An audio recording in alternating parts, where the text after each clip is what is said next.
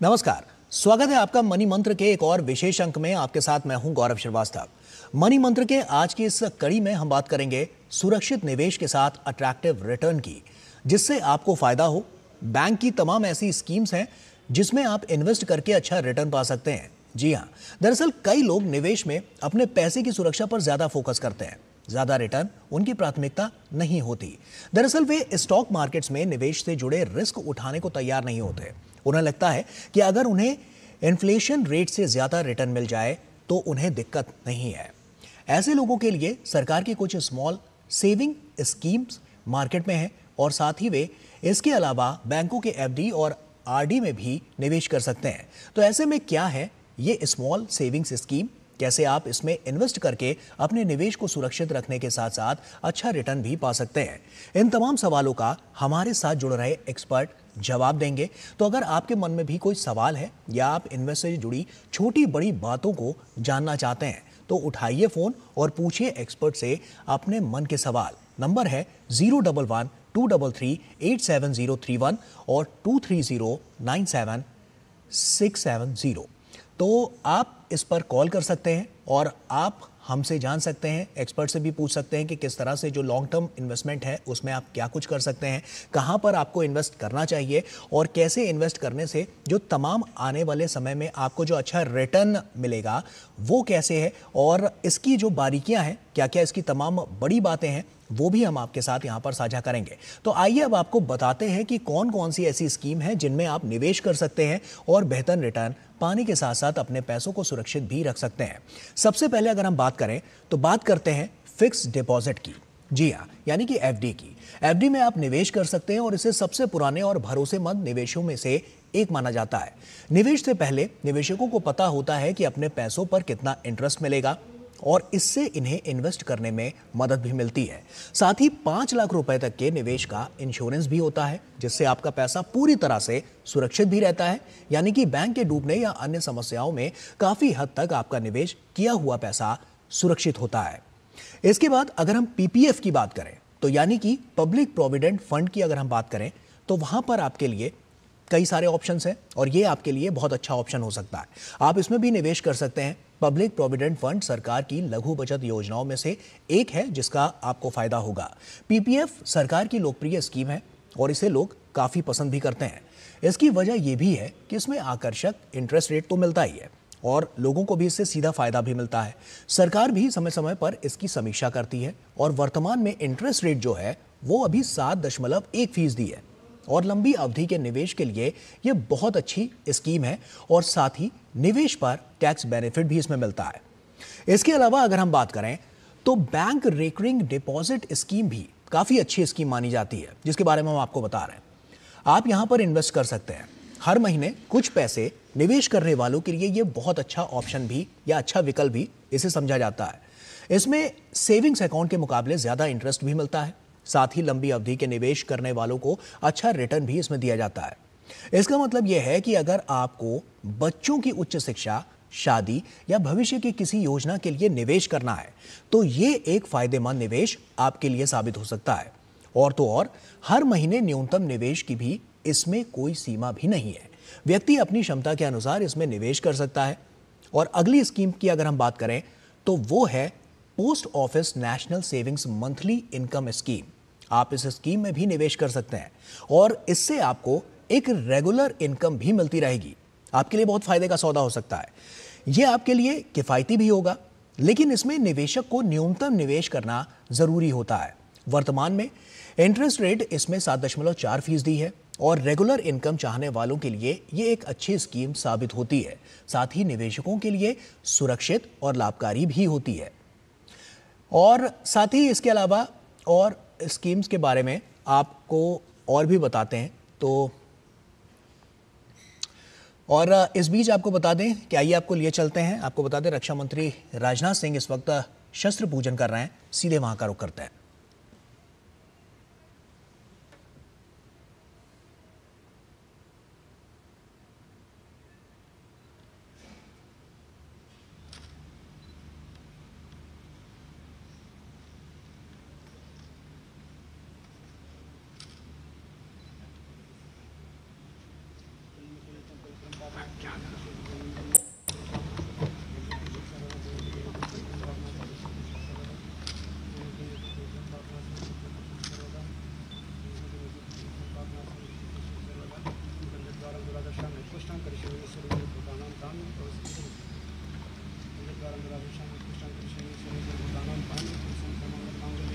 साल के शरण चंद्रिके गौरी नारायण नमस्ते शरणागति नाथ परित्राण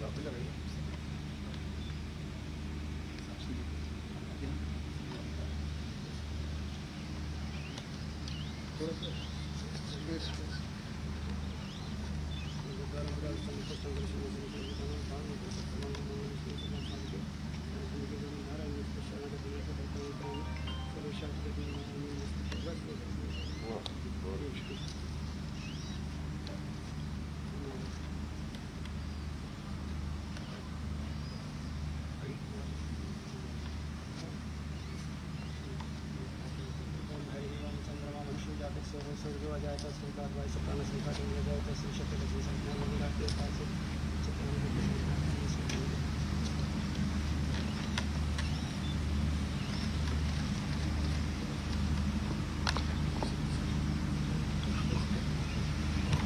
ओम हरि ओम चंद्रमा मनसो जातक्षसो सूर्यो अजायत स्रोताद्वायुश्च प्राणसमुखादग्निरजायत सृष्यते लक्ष्मी सपत्न्या बहो रात्रे पार्श्वे नक्षत्राणि रूपसनो जातं स्मृणिखानं मम महिखान सर्वलोकं महिखान ओम गणानां त्वा गणपति गंगवामहे निधीनां त्वा निधिपति गंगवामहे प्रियाणां त्वा प्रियपति गंगवामहे वसो मम आहम जानि गर्भधम समजासि गर्भधम ओम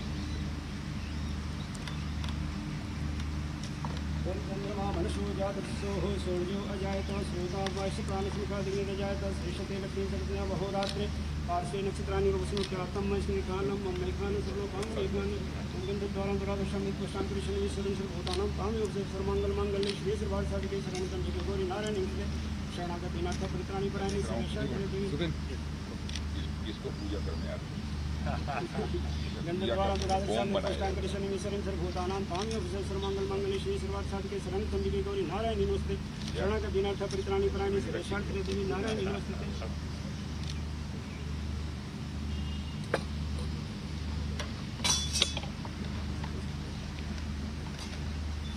आह्वानं न जानामि विसर्जनं पूजां चैव न जानामि क्षम्यतां परमेश्वर मंत्रहीनं क्रियाहीनं भक्तिहीनं सुरेश्वर यत् पूजितं मया देव क्षम्यतां परमेश्वर या देवी सर्वभूतेषु शक्तिरूपेण संस्थिता नमस्तस्यै नमो नमः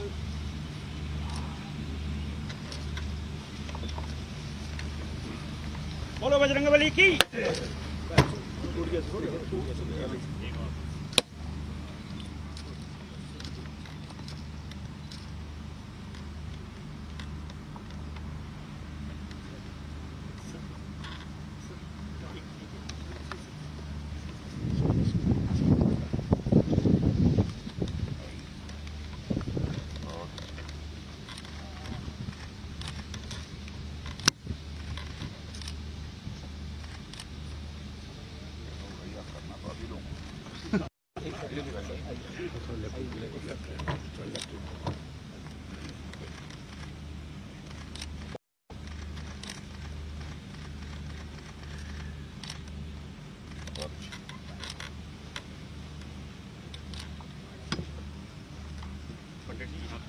जी सर आगे हम जाएंगे सर जूता लगा के फिर एक बार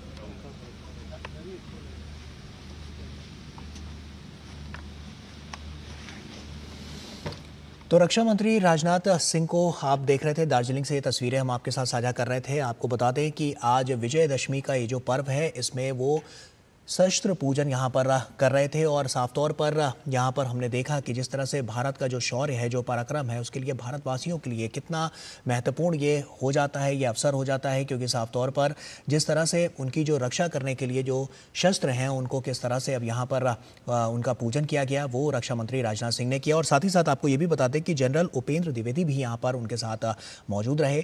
तो ये पूरा कार्यक्रम जिसकी सीधी तस्वीरें हम आपको दिखा रहे थे और आप देख सकते हैं क्योंकि विजयदशमी का यह पर्व है और इसको किस तरह से यहाँ पर शस्त्र पूजन यहाँ पर किया जा रहा है वो हमने आपको इन तस्वीरों के माध्यम से दिखाने की कोशिश की है। छोटे से ब्रेक का यहाँ पर वक्त हो गया है। ब्रेक के उस पार जब लौटेंगे तो मनी मंत्रा में चर्चा करेंगे कि आप लॉन्ग टर्म इन्वेस्टमेंट कहाँ कर सकते हैं। छोटा सा ब्रेक, जल्द हाजिर होता है। एक ऐसा तबका जो रिटायरमेंट के बारे में आज भी बिल्कुल नहीं सोचता वो है औरतें। औरतें कमा के भी वल्नरेबल हैं। सो एनपीएस एक इक्वालिटी ला रहा है। हम सब एक बराबर प्लेटफॉर्म पे हैं। अपने बेहतर कल को सुनिश्चित करने के लिए एनपीएस जरूरी है। बेटियां घर की रौनक हैं। बेटियां घर संवारती हैं। बेटियां पीढ़ियां सजाती हैं। बेटियां घर की बुनियाद कहलाती हैं। बेटियों को सलाम करता है मोंगिया स्टील, स्टील का बादशाह। हाथ धोकर आते हैं। साबुन की जगह हैंड वॉश।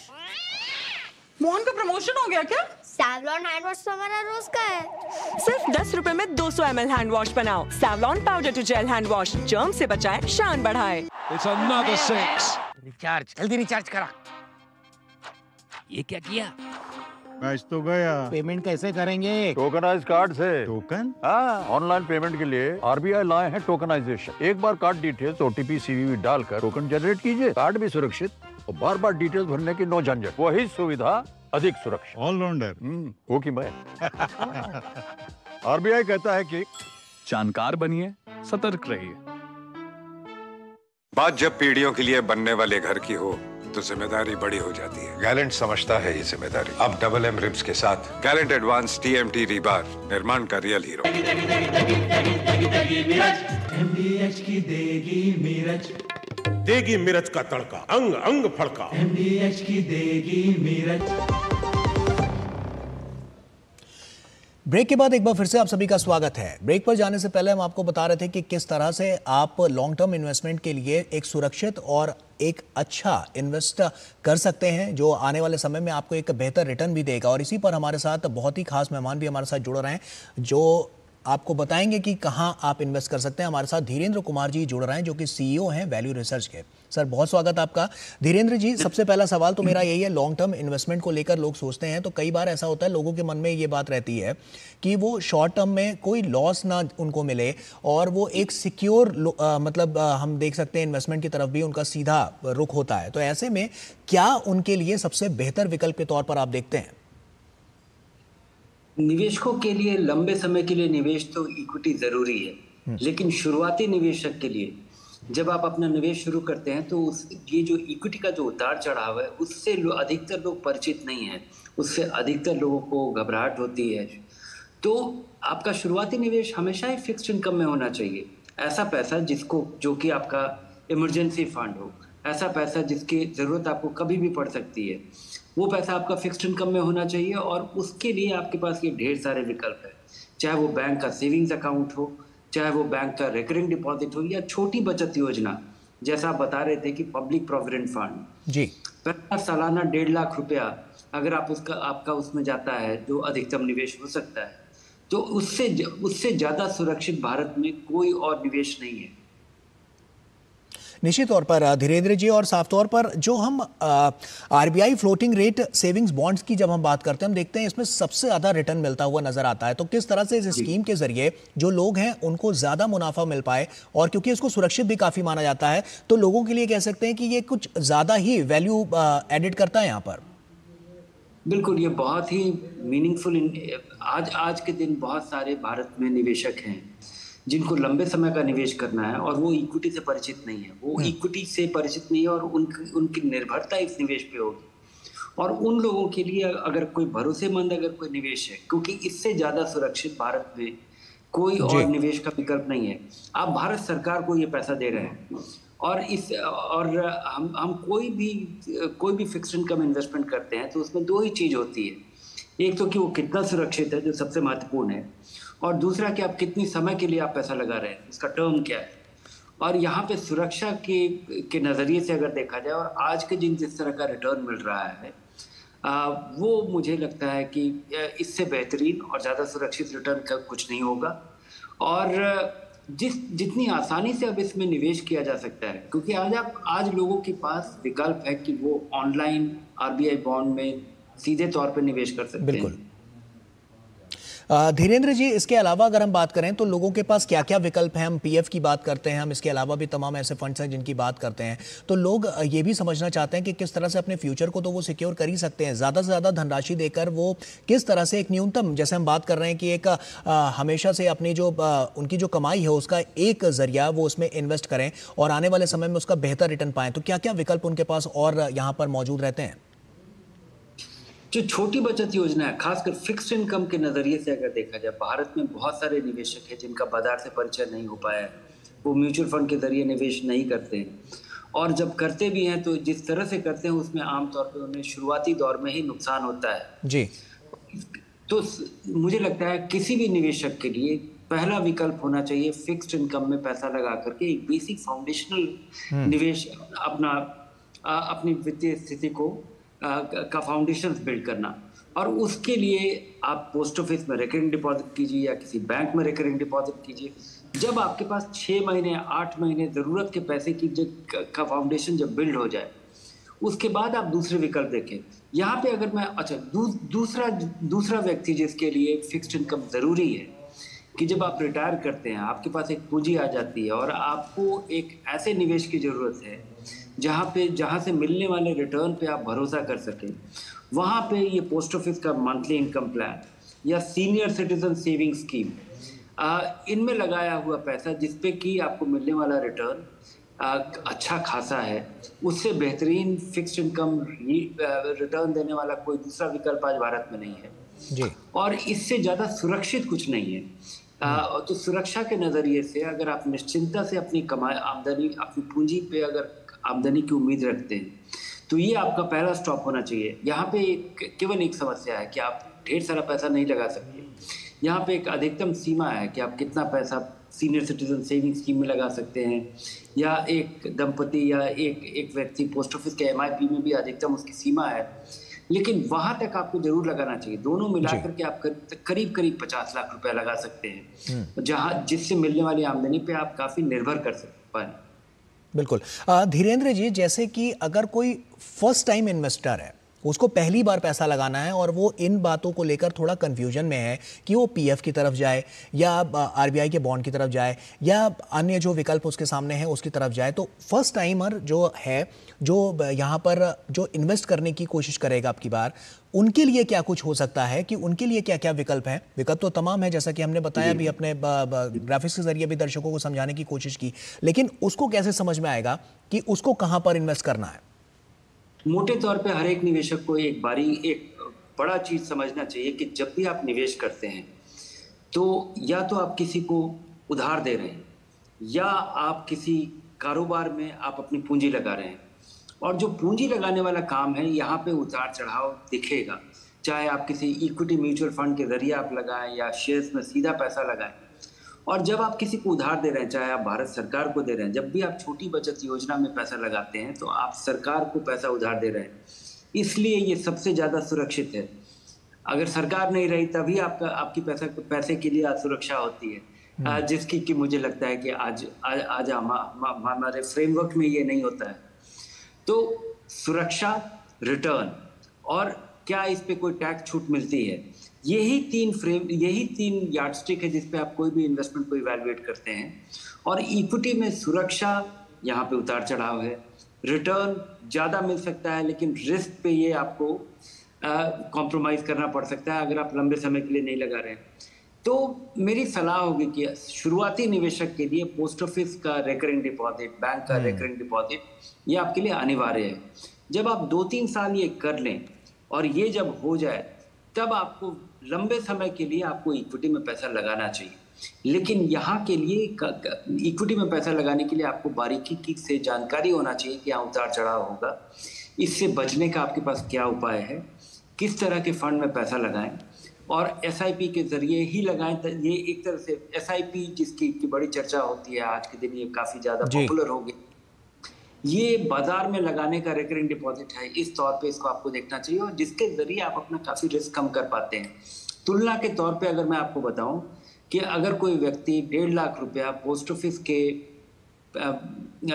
छोटी बचत योजना के पब्लिक प्रोविडेंट फंड में लगाता तो उसके पास करीब 28 से 30 लाख हो जाएगा 15 साल की अवधि में। ये जो आज 7.1% का आपको रिटर्न मिल रहा है जी। इस तुलना में अगर किसी एवरेज इक्विटी फंड में या किसी इंडेक्स फंड में आपका पैसा लगे तो ये पैसा करीब 60-65 लाख रुपया होता पिछले 15 साल में।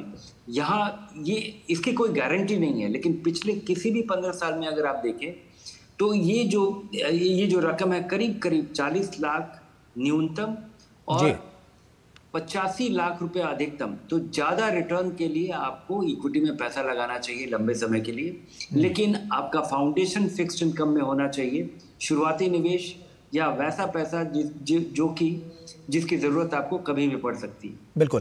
धीरेन्द्र जी, जैसा कि फेस्टिव सीजन अब चल रहा है, लोग अब की बार इन्वेस्ट के तौर पर बहुत अलग अलग क्षेत्रों में देख रहे हैं, तो इन्वेस्ट के लिहाज से अगर आप बात करें तो यहाँ पर जो फेस्टिव सीजन है इसमें क्या कुछ बड़े ऑप्शन उनके सामने खुले हैं जो आने वाले समय में उनके लिए एक बेहतर फ्यूचर का निर्माण करते हुए नजर आएंगे? नहीं, मुझे लगता है कि अगर आप थोड़ा कम खर्च करें, क्योंकि हमारे यहाँ जो फेस्टिव सीजन है इसमें तो खर्च करने का ही रिवाज रहा है। अभी धनतेरस आएगा या अक्षय तृतीया या और इन मौके पे लोग खर्च करते हैं, लेकिन अगर आप खर्च करने के समय अगर आप थोड़ी चिंता करें कि ये आपके भविष्य के लिए ये निवेश होगा, और यहाँ पे मुझे लगता है कि फेस्टिव सीजन या कोई आम समय हो, लोगों को देखना चाहिए कि आपका लगाया हुआ पैसा कितने समय के लिए लग रहा है, आप बाजार से कितने परिचित हैं, और उसके आधार पे ही आपका निवेश होना चाहिए। अगर आप कम समय का पैसा अगर आप इक्विटी में लगाएंगे आपको नुकसान होगा, अगर आप लंबे समय का पैसा फिक्स्ड इनकम में लगाएंगे तो आपको बहुत कम रिटर्न मिलेगा। लंबे समय में लगाया हुआ पैसा इक्विटी में ये आपका रिस्क काफ़ी कम कर देता है। कम समय का पैसा अगर आप इक्विटी में लगाते हैं तो ये बहुत ही खतरनाक है। आप 6 महीना 1 साल में अगर उस पैसे की जरूरत पड़ेगी तो आप इक्विटी बाजार पे भरोसा नहीं कर सकते।